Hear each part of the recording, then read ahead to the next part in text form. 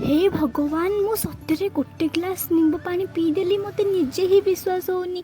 नमस्कार मु होची नांसलिन। आज मु निंबू पत्र पानी पीबी कहीं खरा दिन आसला पर मो देह हाथ बहुत कुंडली से मु प्रत्येक वर्ष खरा दिन मु निंबू पानी पी।